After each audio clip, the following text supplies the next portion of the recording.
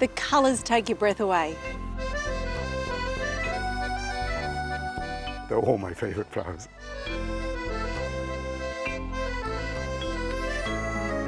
Paris, the city of love, renowned for its famous landmarks, champagne and its spectacular gardens. And just an hour's drive from Paris is the village of Giverny, home to one of the most famous gardens in the world. And this avenue is very famous. This is probably the most famous part of this garden. A garden created by one of the world's most well-known artists, Claude Monet. Who's responsible for the colour combinations? Well, Monet was. Monet made this garden. James Priest has been head gardener at Monet's garden for 3 years. It's his dream job. I love painting, I love Monet, I love gardening. The garden became the inspiration for some of his best-loved paintings. Monet moved to Giverny in 1883, and for over 40 years this garden and the house was where he lived and created his art pieces. Nowadays, Giverny is enjoyed by thousands of visitors every day.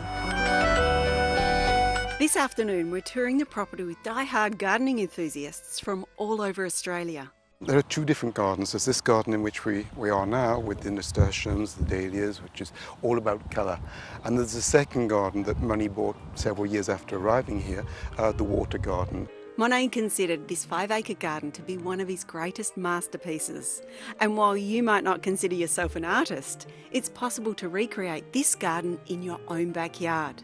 All of these are flowers that Monet grew all his life, even before he came here, because they're simple. The colours are spectacular, but just like a canvas, it's how you mix and match the palette. The dahlias are spectacular at Giverny, and they grow particularly well in Western Australia. Don't be put off, try some in your own backyard. You can include the irises and the peonies and the water lilies, they're all my favourite flowers. While summer in WA does get a little hotter than France, that doesn't mean the garden won't grow well here.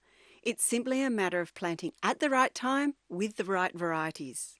Get dahlias and sunflowers into the ground in spring.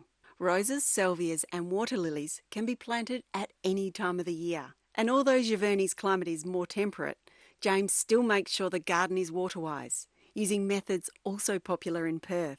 This drip system at the foot of the plant saves a lot of water and it's not lost by evaporation. So to create your own Parisian paradise, here's some simple tips. Select long-flowering varieties, plant both annuals and perennials. Clever colour combinations create impact. Adding compost and soil improvers equals success. And save water using drip irrigation systems. And while for many green thumbs, visiting Monet's garden would have to be on their bucket list, until then, enjoy your own masterpiece with a little inspiration from Paris. We're repainting this picture every year.